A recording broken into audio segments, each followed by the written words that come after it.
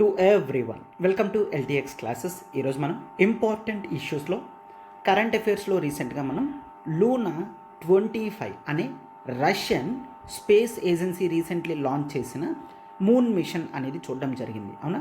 అయితే ఇదే టైంలో ఇండియాస్ చంద్రయాన్ 3 కూడా లాంచ్ చేయడం జరిగింది. క్లియర్?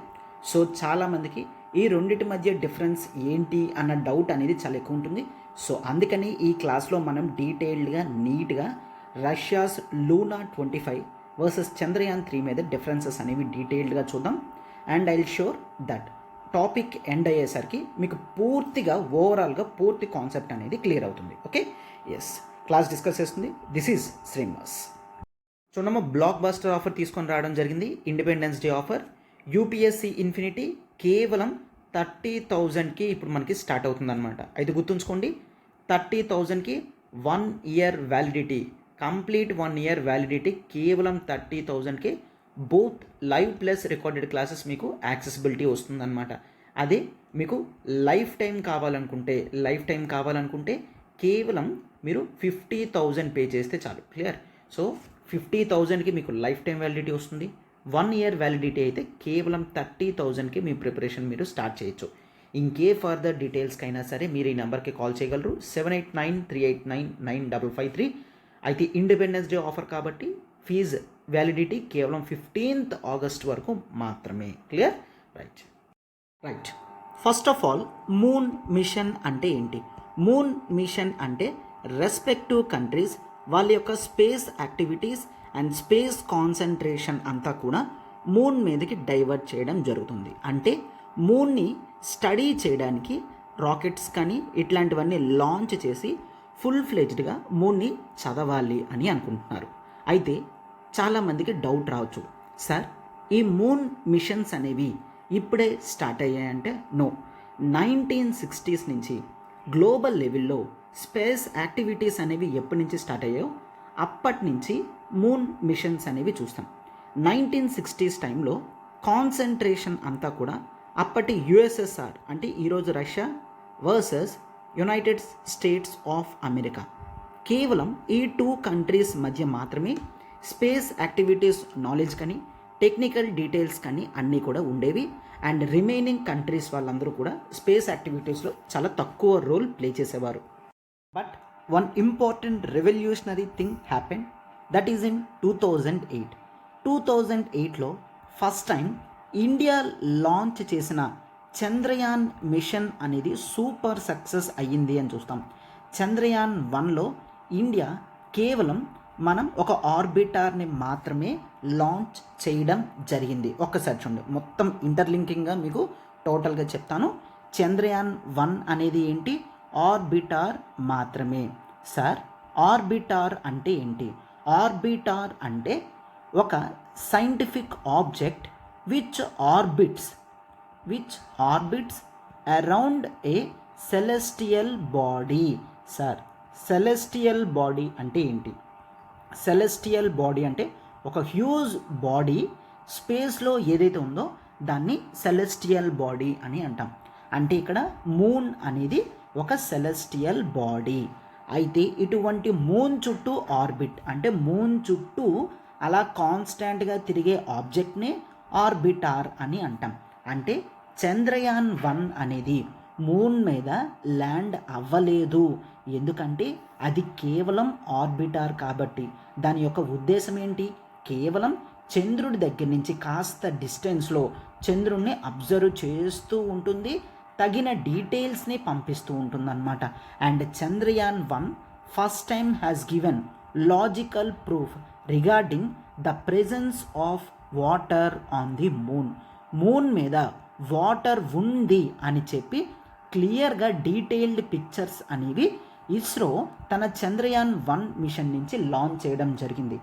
ఎస్, అప్పటి నుంచి మళ్ళీ కంట్రీస్ అందరూ కూడా మూన్ మీద కాన్సన్ట్రేషన్ చేయడం అనేది స్టార్ట్ చేశారు. ఇనీషియల్లీ జరిగింది, కొన్ని రోజుల తర్వాత వదిలేశారు. ఎప్పుడైతే ఇండియా లాంచ్ చేసిందో, ఇట్లాంటి ఫైండింగ్స్ వరల్డ్ అంతటికీ రివీల్ చేసిందో, అప్పటి నుంచి కంట్రీస్ అందరూ కూడా మూన్ని చూస్తున్నారు.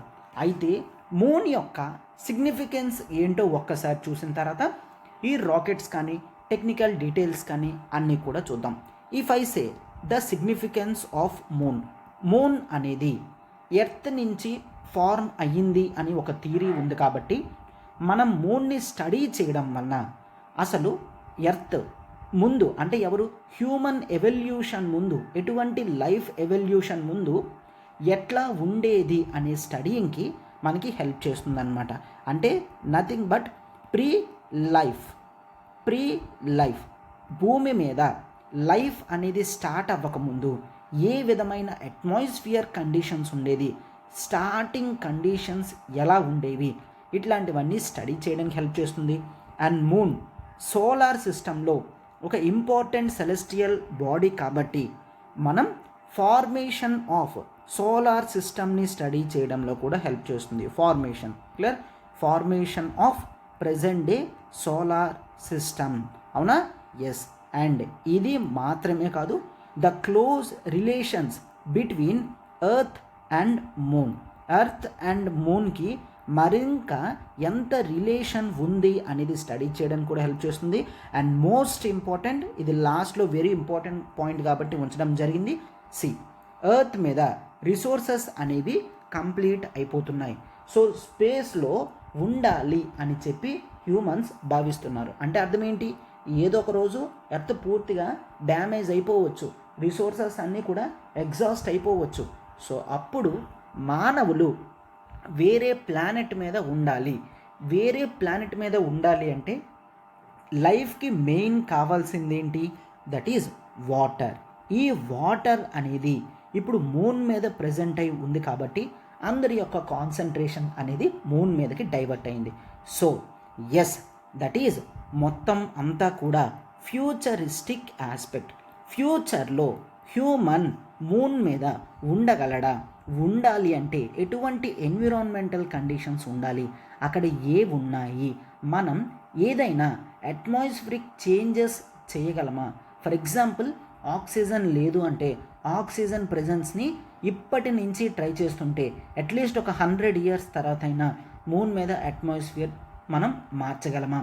వాటర్ ప్రెజెన్స్ అనేది ఎక్కడ ఉంది అనేది స్టడీ చేయాలనుకున్నారనమాట. సో ఎప్పుడైతే 2008లో మూన్ యొక్క ల్యాండ్ సర్ఫేస్ మీద వాటర్ అవైలబిలిటీ ఉంది అని క్లారిటీ వచ్చిందో అప్పటి నుంచి కంట్రీస్ అన్నీ కూడా మళ్ళా స్టార్ట్ చేశాయి. అందులో main course United States of America important role play చేస్తుంది. అండ్ అమెరికాకి ఆపోజిట్లో చైనీస్ స్పేస్ ఏజెన్సీస్ కూడా వర్క్ చేస్తున్నాయి. అండ్ ఇది మాత్రమే కాదు, ఇండియన్ స్పేస్ ఏజెన్సీస్ కూడా మళ్ళీ వెంటనే చంద్రయాన్ 2 అనేదాన్ని ఇప్పుడు చంద్రయాన్ 3ని లాంచ్ చేయడం అనేది జరిగింది. అండ్ ఇది మాత్రమే కాదు, వీటితో పోటీగా జపాన్ కూడా రావడం జరిగింది. And next course that is Israel కూడా రీసెంట్లీ బేర్షీట్ అనే మూన్ మిషన్ని లాంచ్ చేసింది. బట్ అన్ఫార్చునేట్లీ ఫెయిల్ అయ్యిందనమాట. క్లియర్? రైట్. ఎస్, కోర్స్ ప్రతిసారి అండ్ ఇప్పుడు ఈ లూనా 25తో ఈ రేస్లోకి సడన్ ఎంట్రన్స్ అనేది రష్యా కూడా ఇవ్వడం జరిగింది. కోర్స్ రష్యన్ స్పేస్ ఏజెన్సీ తనకంటూ ఒక ప్రత్యేకతలు అనేవి చాలా వరకు పెట్టుకొని ఉన్నది. బట్ మూన్ మీద అంత కాన్సన్ట్రేషన్ చేయడం లేదు అని అందరూ అనుకున్నారు. ఈ టైంలో సడన్గా రష్యా తన లూనా 25ని లాంచ్ చేయడం అనేది జరిగిందనమాట. క్లియర్? సో ఇప్పుడు ఇన్ బ్రీఫ్గా ఇండియన్ చంద్రయాన్ 2 అండ్ చంద్రయాన్ 3 ఒక్కసారి మనం క్లియర్గా చూద్దాం. చంద్రయాన్ 1 సక్సెస్ తర్వాత మన వాళ్ళు చంద్రయాన్ 2ని లాంచ్ చేయడం అనేది జరిగింది. అయితే చంద్రయాన్ 2లో మనం ఆర్బిటార్ మాత్రమే కాదు, చంద్రయాన్ 1లో ఉన్న ఆర్బిటార్ మాత్రమే కాదు, we also added something that is called the lander and rover. ల్యాండర్ని రోవర్ని కూడా పెట్టడం జరిగింది. సార్, ల్యాండర్ రోవర్ అంటే ఏంటి? ముందు ఏమని చెప్పాను? ఒక ఆర్బిటార్ అనేది for example if this is moon, ఇదంతా కూడా మూన్ అనుకుంటే మూన్ యొక్క గ్రావిటీ ఫోర్స్లోకి వెళ్ళకుండా పైన స్పేస్లో కాన్స్టాంట్గా కూడా మన శాటిలైట్స్ అనేవి మూవ్ అవుతూ ఉంటుంది. దీన్ని మనం ఆర్బిటార్ అని అంటాం. ఇప్పుడు కేవలం ఆర్బిటార్ వరకు మాత్రమే కాదు, we have to land on the moon అనే ఉద్దేశంతో started the lander and rover project 2. అంటే ఈ ల్యాండర్ రోవర్ ప్రాజెక్ట్తో మనం కేవలం మూన్ డిస్టెన్స్ నుంచి మాత్రమే కాకుండా మూన్ యొక్క సౌత్ పోల్లోకి వెంటర్ అవ్వాలి అని చూస్తున్నాం. This is most important. Moon యొక్క సౌత్ పోల్ అంటే మూన్కి సౌత్ సైడ్లో ఏదైతే స్పేస్ రీజియన్ ఉందో దీన్ని ఎక్స్ప్లోర్ చేయాలి అని భావిస్తున్నారనమాట.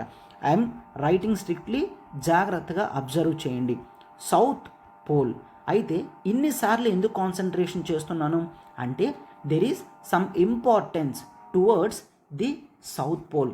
సౌత్ పోల్ యొక్క హెమిస్ఫియర్ అంతా కూడా ఎప్పుడు సన్కి పూర్తిగా కనిపించదు.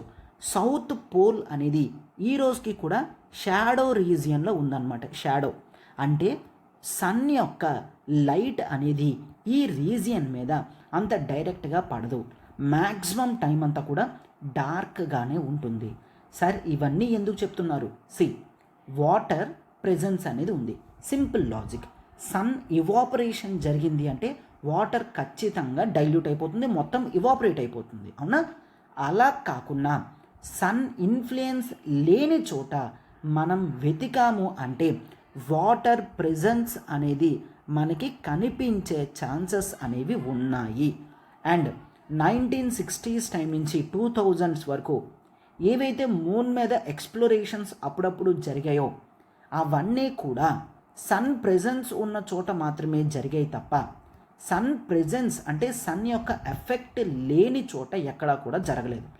సో అందుకని ఫస్ట్ టైం చంద్రయాన్ మిషన్ 2లో India could be the first country. ఒకవేళ if it had been a success, ఒకవేళ అది సక్సెస్ అయి ఉంటే ఇండియా అనేది ప్రపంచంలోనే first country to enter into the south pole అనే ఫీట్ని సంపాదించేది. బట్ సార్ అలా అయితే మరి అమెరికా కానీ చైనా కానీ ఎందుకు ట్రై చేయట్లేదు? సౌత్ పోల్ని చేరుకోవడం అనేది కాస్త క్రిటికల్ అయిన పద్ధతి అన్నమాట, రైట్? ఎస్, అయితే వాళ్ళు చేరుకోలేరా అని కాదు, దట్ ఇండియా వాటి మీద పూర్తి ఫోకస్ పెట్టడం సౌత్ పోల్ని రీచ్ అయ్యే ఛాన్సెస్ అనేది ఎత్తుక్కుందనమాట. బట్ అన్ఫార్చునేట్లీ చంద్రయాన్ 2లో ఆర్బిటర్ ప్లేస్ అయి ఉండిపోయింది తప్ప ల్యాండర్ రోవర్ అనేవి సాఫ్ట్ ల్యాండింగ్ అవ్వలేకపోయాయి. సార్ సాఫ్ట్ ల్యాండింగ్ ఏంటి? సాఫ్ట్ ల్యాండింగ్ అంటే ఏంటో ఒక్కసారి చెప్తాను చూడమ్మా. Take example, this is earth. Simply ఇది ఎర్త్ అన్నమాట. సో మనం ఒక రాకెట్ని లాంచ్ చేసాం. రాకెట్ని లాంచ్ చేసి మూన్ మీదకి పంపించాం. అయితే ఇది ఇలాగా డైరెక్ట్గా వెళ్ళలేము. ఎందుకు అంటే ఇలా డైరెక్ట్గా వెళ్ళాలంటే దానికి ఎక్కువ ఫ్యూయల్ అనేది ఖర్చు అవుతుంది. సో మనం ఒక సింపుల్ లాజిక్ అనేది ఫాలో అయ్యాం. దట్ ఈజ్ ఎర్త్ చుట్టూ imaginary lines or paths, orbits అనేవి ఉంటాయి. వాటిని ఒక్కొక్కటి దాటుకుంటూ వెళ్ళాం. ఫర్ ఎగ్జాంపుల్ ఇది ఇలా వెళ్ళి ఇది ఒక రౌండ్ వేస్తుంది, తర్వాత చిన్న డైవర్సిఫికేషన్తో ఇలా మరొక రౌండ్ వేస్తుంది, అండ్ మరి చిన్న డైవర్సిఫికేషన్తో మరొక రౌండ్ వేస్తుంది. ఇలా వెళ్తూ ఈ పాయింట్కి రీచ్ అయిన తర్వాత, టేక్ ఎగ్జాంపుల్, ఈ పాయింట్కి రీచ్ అయిన తర్వాత ఆల్ ఆఫ్ ది సడన్ మనం మూన్ యొక్క యాక్సిస్లోకి వెళ్ళిపోతాం. అండ్ చిన్నది డైవర్సిఫికేషన్ చేస్తూ మళ్ళీ మూన్కి దగ్గరగా వస్తున్నాం. ఇప్పుడు ఇదే కదా మనం చూస్తున్నాం. ఏంటి? మూన్ చుట్టూ ఒక్కొక్కటిగా తన ఆర్బిట్ లెవెల్స్ని తగ్గించుకుంటూ మన చంద్రయాన్ 3 అనేది వెళ్తుంది అని చూస్తున్నాం, అవునా? రైట్. ఇలా తిరుగుతూ సౌత్ పోల్కి వచ్చేసరికి మనం సౌత్ పోల్లోకి ఇంకా దిగుతున్నాం అనేసరికి ఒక ఫ్రీ ఫాల్ ఆబ్జెక్ట్ అనేది అయిపోతుంది అనమాట. What is this free fall?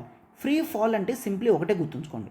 మీరు ఒక 15th ఫ్లోర్కి వెళ్ళిన తర్వాత అక్కడి నుంచి ఒక స్టోన్ పడేశారనుకోండి, మీరు ఎటువంటి ఫోర్స్ మీద పడేయకపోయినా సింపుల్గా అక్కడి నుంచి డ్రాప్ చేసినప్పటికీ కూడా అది ఎక్స్ట్రా ఫోర్స్తో కిందకు వస్తుంది. ఎందుకు? పైనుంచి ఎర్త్ యొక్క గ్రావిటీ ఉంటుంది కాబట్టి స్టోన్ని తన వైపు లాక్కుంటుంది.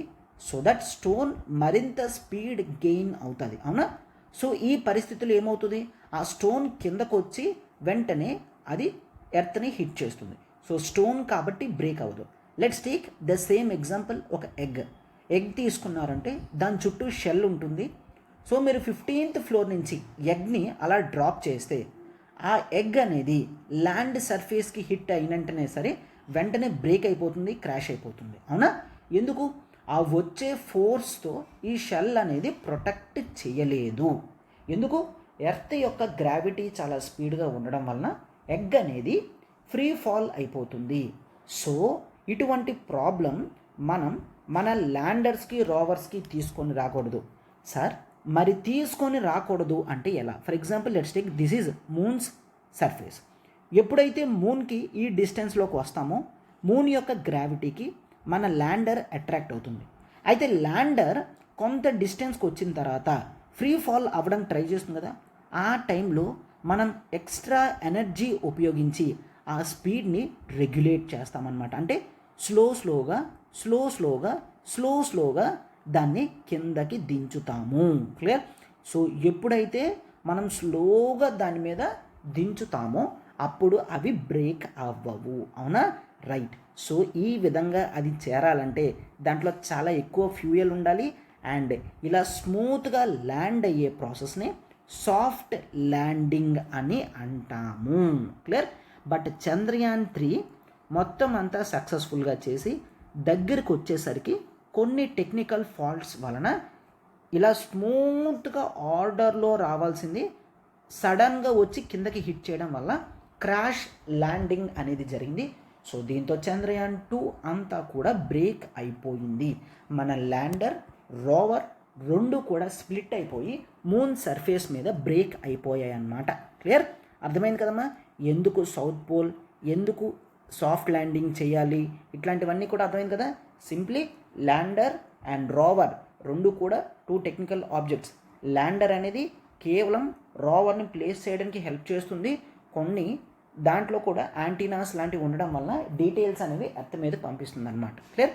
సో రోవర్ అనేది మూన్ మీద మూవ్ అవుతూ కూడా ఇన్ఫర్మేషన్ అంతా కూడా క్యాచ్ చేస్తుంది.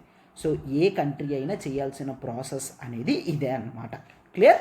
రైట్. అండ్ ఇప్పుడు మనం మన చంద్రయాన్-3తో యాజ్ ఆఫ్ నౌ ఇంకా మూన్ సర్ఫేస్ మీద ల్యాండ్ అవ్వలేదు, ల్యాండ్ అవ్వడానికి చూస్తున్నాం.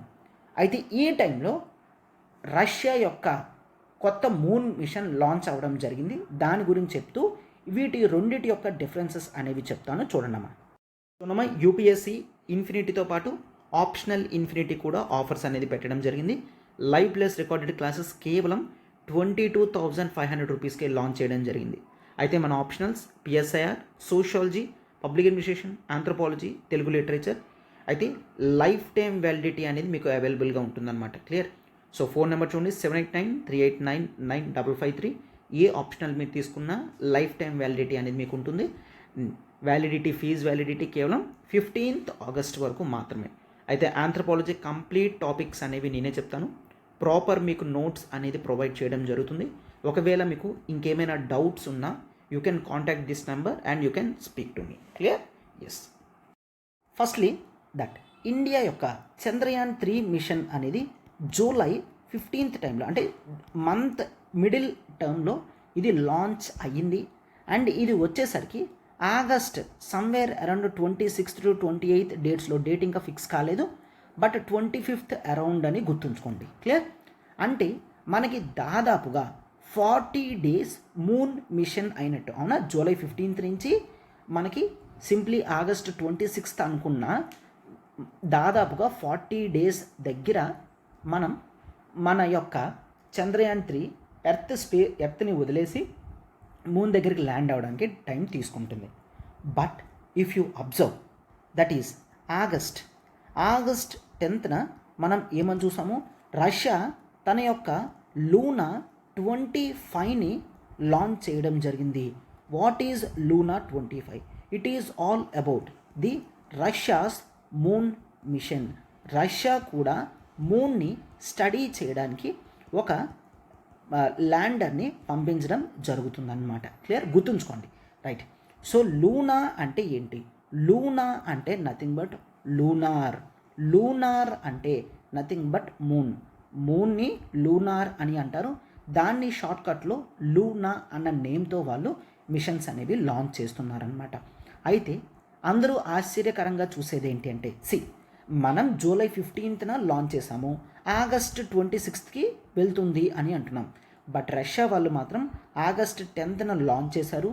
మేబీ 2 days ముందే, అంటే ఆగస్ట్ 24-25 డేట్స్ ముందే, ఎంత కాదన్నప్పటికీ ఇండియా కన్నా ముందే రష్యన్ యొక్క లూనా 25 కూడా సౌత్ పోల్కి రీచ్ అవుతుంది అని అంటున్నారు. Every one was shocked. అదేంటది, మనకి 40 days పట్టింది, వీళ్ళకి 15 daysలో కంప్లీట్ అయిపోతుంది. హౌ, ఎలా? అవునా? రైట్. అయితే మీ డౌట్స్ కూడా చాలా వరకు ఇదే ఉంటుంది, సార్ అది ఎలా పాసిబుల్ అని.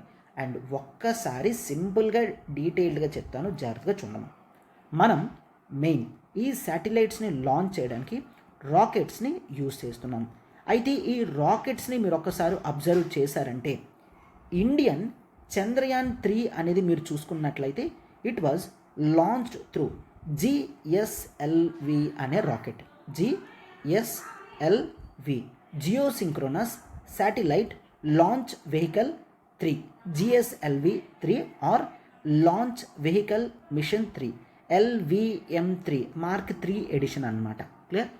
అయితే GSLV రాకెట్ కానీ ఇప్పుడు మనం లాంచ్ చేస్తున్న ల్యాండర్ రోవర్ యొక్క టోటల్ వెయిట్ వచ్చేసరికి 3900 kilometers అవుతుందన్నమాట. దీన్ని పే లోడ్ అని అంటున్నాం. అయితే ఇదే టైంలో మీరు రష్యాస్ రాకెట్ సిస్టమ్ గురించి చూసుకుంటే రష్యా రాకెట్ పేరేంటి? That is the Soyuz. Clear? Russia rocket పేరేంటి? That is Soyuz. అయితే ఈ సోయూజ్ ఈ రాకెట్ అనేది దేనైతే తీసుకెళ్తుందో దాన్ని లూనా 25, మనం ఏ విధంగా చంద్రయాన్ 3 అంటున్నామో ఈ లూనా 25 యొక్క పేలోడ్స్ వెయిట్ అనేది కేవలం 1750 kgs మాత్రమే. అంటే మన చంద్రయాన్ 3 మిషన్లో 60% వెయిట్తోనే వాళ్ళు తీసుకెళ్తున్నారు. అయితే గుర్తుంచుకోండి, చంద్రయాన్ 3లో ల్యాండర్ ఉంది, రోవర్ ఉంది, బట్ లూనా 25లో కేవలం ల్యాండర్ మాత్రమే ఉంది. మనం రోవర్ని లాంచ్ చేసిన తర్వాత అది మూన్ మీద అట్లీస్ట్ 500 meters దాటి వెళ్ళి ఆ చుట్టుపక్కలంతా కూడా రీసెర్చ్ చేస్తుంది. బట్ రష్యాస్ మూన్ మిషన్ మాత్రం కేవలం ల్యాండర్ వరకు మాత్రమే వాళ్ళు పరిమితం అయ్యారు. ఎటువంటి రోవర్ని కూడా లాంచ్ చేయట్లేదు. కేవలం అది వెళ్తుంది, ల్యాండ్ అవుతుంది, ఉన్న ప్లేస్లోనే స్టడీ చేస్తుంది. క్లియర్? రైట్. అండ్ చాలామంది ఈ రెండు ఒకేసారి వెళ్తున్నాయి కదా, ఆ రెండు అక్కడ హిట్ అయ్యే ఛాన్స్ ఉందా అంటే రష్యన్ స్పేస్ ఏజెన్సీస్ వాళ్ళు క్లియర్గా చెప్తున్నారు, మూన్ మీద ఎంత కావాల్సినంత స్పేస్ అంత ఉంది. అండ్ ఇండియాస్ చంద్రయాన్ 3 కానీ అండ్ రష్యాస్ లూనా 25 కానీ ఎప్పటికీ కూడా క్రాష్ కావు. మేము అన్నీ కూడా టెక్నికల్ ఫీజిబిలిటీస్ చెక్ చేసుకున్న తర్వాత మాత్రమే లాంచ్ చేయడం జరిగింది. మా ఫ్రెండ్లీ కంట్రీస్తో మేము ఎటువంటి క్లాష్లోకి కూడా దిగము. దాంట్లో చాలా స్పేస్ ఉంది, ఎవరైనా సరే రీసెర్చ్ చేసుకోవచ్చు అని చెప్తున్నారనమాట. అయితే కొంతమంది క్వశ్చన్స్ కూడా అడిగారు రష్యాని, ఏంటి మీరు ఈ టైంలో లాంచ్ చేస్తున్నారంటే ఇండియాకి ఆపోజిట్లో లాంచ్ చేస్తున్నారా అంటే రష్యన్ స్పేస్ ఏజెన్సీ క్లియర్లీ వాటిని డినై చేసింది. అంటే నో, మా ఫ్రెండ్లీ కంట్రీతో మాకు ఎటువంటి ప్రాబ్లం కూడా లేదు. స్పేస్ యాక్టివిటీస్లో మీరు చూసుకున్నట్లయితే ఇండియాకి రష్యాకి వెరీ క్లోజ్ కొలాబరేషన్స్ అనేవి ఉన్నాయి. చాలా మిషన్స్ మేము కలిపి రీసెర్చ్ చేయడం అనేది జరిగింది. వాళ్ళ మిషన్ వాళ్ళకంటూ కొన్ని ఆబ్జెక్టివ్స్ ఉన్నాయి, మా మిషన్ మాకంటూ కొన్ని ఆబ్జెక్టివ్స్ ఉన్నాయి. మా రెస్పెక్టివ్ కంట్రీస్ కేవలం వాళ్ళ యొక్క రెస్పెక్టివ్ స్పేస్ యాక్టివిటీస్ని సాటిస్ఫై చేయడం గురించే లాంచ్ చేసుకున్నాయి తప్ప దీంట్లో ఎటువంటి వార్ లాంటి సిచ్యువేషన్స్ అనేవి లేవు. మేము కంప్లీట్లీ కొలాబరేటివ్గానే ఉన్నాము అని చెప్పి రష్యన్ లూనా 25 వాళ్ళు చెప్తున్నారనమాట. రైట్. అయితే డీటెయిల్స్ ఏమని చెప్పాము, మనకి ఇండియా యొక్క రాకెట్ అనేది LVM-3, మన పేలోడ్ వెయిట్ వచ్చేసరికి 3900 kgs, కిలోమీటర్స్ రాశాను, that is KGs, 3900 kgs. But Soyuz రాకెట్తో లాంచ్ చేస్తున్న ద లూనా 25 వెయిట్ కేవలం 1750 kgs. అండ్ మనం ల్యాండర్ ప్లస్ రోవర్ని తీసుకెళ్తున్నాం, వాళ్ళు కేవలం ల్యాండర్ని మాత్రమే తీసుకెళ్తున్నారు. అయితే సార్ అన్నీ చెప్తున్నారు, ఇండియాకి 40 days ఎందుకు అయింది, రష్యాకి 15 days ఎందుకు అయిందో చెప్పట్లేదు. ఎస్, మెయిన్ దాని గురించేనమ్మా. 3900 kgs వెయిట్ ఉన్న ఆబ్జెక్ట్కి ఎక్కువ థ్రస్ట్ అనేది కావాలి, అవునా? ఎక్కువ థ్రస్ట్. సార్ థ్రస్ట్ అంటే ఏంటి? థ్రస్ట్ అంటే పుల్ ఫోర్స్, అంటే ఇక్కడ వర్క్ అనేది జరుగుతుంది కదా, వర్క్ అనేది జరుగుతున్నప్పుడు ఎనర్జీ కన్సంప్షన్ అవుతుంది. అయితే ఈ ఎనర్జీ కన్సంప్షన్ ఏంటి? ఫ్యూయల్. అంటే మన ఫ్యూయల్ కెపాసిటీ అనేది రష్యా సోయూస్తో పోల్చుకుంటే చాలా తక్కువ. రష్యాకి అడ్వాంటేజ్ ఎక్కడొచ్చిందంటే తన పేలోడ్ వెయిట్ తక్కువ, తన ఫ్యూయల్ కెపాసిటీ ఎక్కువ. క్లియర్? ఫ్యూయల్ కెపాసిటీ ఎక్కువ ఫ్యూయల్ని క్యారీ చేస్తుంది, తక్కువ పేలోడ్. మన ఫ్యూయల్ కెపాసిటీ తక్కువ, మనది ఎక్కువ పేలోడ్. అందుకనే మనం ఫ్యూయల్ని చాలా జాగ్రత్తగా కేర్ఫుల్గా యూజ్ చేసుకుంటూ వాడాలి. క్లియర్? వాళ్ళు అందుకనే మనం ఇండియాస్ యొక్క పాత్ అనేది చూసుకుంటే సింపుల్గా మినియేచర్ ఫోటో తీసుకుని చూడము. That is if this is moon, ఇది మూన్ అనుకుంటే సర్కిల్ మూన్, అండ్ ఇది ఎర్త్ అనుకుంటే ఖచ్చితంగా మనది ఎర్త్ చుట్టూ ఇట్లా తిరిగి తర్వాత మూన్ స్పేస్లోకి వెళ్ళడం అనేది జరిగింది, అవునా? రైట్. బట్ అదే మీరు రష్యా సోయూస్ చూసుకుంటే if this is moon, if this is earth, అది ఎటువంటి మనూవర్స్ లేకుండా డైరెక్ట్గా ఎర్త్ నుంచి మూన్కి వెళ్ళి సింపుల్గా ల్యాండ్ అయిపోతుంది. అంటే ఎటువంటి మెనూవర్స్, డైరెక్ట్గా వెళ్ళిపోతే సార్ వెళ్ళొచ్చా? అఫ్కోర్స్ వెళ్ళొచ్చు, బట్ దానికి కావాల్సింది ఏంటి అంటే ఫ్యూయల్ రిజర్వ్స్ అనేవి ఎక్కువ ఉండాలి. మనకు అది లేకపోవడం వల్ల ప్రాబ్లం వచ్చింది తప్ప అంతకన్నా ఇంకా ఏమీ కూడా ప్రాబ్లం లేదు. Is this clear? So this is the main difference. ఈ పేలోడ్ కెపాసిటీ బట్టి ఫ్యూయల్ కెపాసిటీ చేంజ్ అవడం వలన మన రాకెట్స్ అనేవి రష్యన్ రాకెట్స్తో పోల్చుకుంటే చాలా తక్కువ. అయితే కాస్ట్లీ అఫైర్స్ చూసుకుంటే ఇండియా మోస్ట్ కంపారబుల్లీ చాలా తక్కువగా ఏ స్పేస్ మిషన్ అయినా సరే కంప్లీట్ చేస్తుందన్నమాట. అంటే సింప్లీ రష్యా వాళ్ళు ఒక 1000 crores ఖర్చు పెడితే ఇండియా కేవలం ఒక 200 crores ప్రాసెస్ అనేది కంప్లీట్ చేస్తుంది. సో మన టెక్నికాలిటీస్ తక్కువ, మన స్పెండింగ్ బడ్జెట్ తక్కువ, కాబట్టి మనం ఎఫిషియెంట్ వేలో తక్కువ ఖర్చులో వెళ్ళడానికి చూస్తున్నాం. బట్ రష్యాకి ఆ అడ్వాంటేజ్ ఉంది కాబట్టి వాళ్ళు ముందెళ్తున్నారు, అంతే తప్ప it is not mandatory that ప్రతి కంట్రీ కూడా ఎర్త్ చుట్టూ ఒక 5 రెవల్యూషన్స్ వేసి మూన్ చుట్టూ ఒక 6-7 రెవల్యూషన్స్ వేసి తర్వాత లాంచ్ చేయాల్సిన అవసరం లేదు. రేపు పొద్దున్న మన రాకెట్స్ యొక్క ఫ్యూయల్ కెపాసిటీస్ పెరిగింది అంటే మనం కూడా డైరెక్ట్గా వెళ్ళి లాంచ్ చేసే పరిస్థితి, ల్యాండ్ చేసే పరిస్థితి వస్తుందన్నమాట. Done? Right, very good. Hope this is very clear. ఈ 2 కంట్రీస్ యొక్క రెస్పెక్టివ్ స్పేస్ మిషన్స్ యొక్క డీటెయిల్స్ని డిఫరెన్స్తో నేను చెప్పాను, జాగ్రత్తగా మీకు అర్థమైంది అని అనుకుంటున్నాను. Done? Yes. And combo offer చూడమ్మా, మీరు ఏ 2 కోర్సెస్ పర్చేస్ చేసినా 10,000, 10,000, 20 అవ్వాల్సిన చోట కేవలం మీకు 15,000కే వస్తుందన్నమాట. దీంట్లో మనం ఎన్సీఆర్టీ ఫౌండేషన్ ఉంది, కరెంట్ అఫైర్స్ ఉంది, ఆన్సర్ రైటింగ్ ఉంది, టార్గెట్ ప్రిలిమ్స్ ఉంది, ఎథిక్స్, ఎస్ఐ, సీసాట్. సో ఈ కాంబోస్లో మీరు ఏ 2 ప్యాక్స్ని సెలెక్ట్ చేసుకున్నా కేవలం 15,000కే, అది కూడా మీకు లైఫ్ టైం వ్యాలిడిటీ వస్తుందమ్మా. క్లియర్? లైఫ్ టైం వ్యాలిడిటీ అనేది వస్తుంది. సో మీరు ఇంపార్టెంట్ ఈ ఆఫర్ని ఉపయోగించుకోగలరు. ఫీజ్ వ్యాలిడిటీ కేవలం 15th August వరకు మాత్రమే. So to join you can contact this number 78938999553.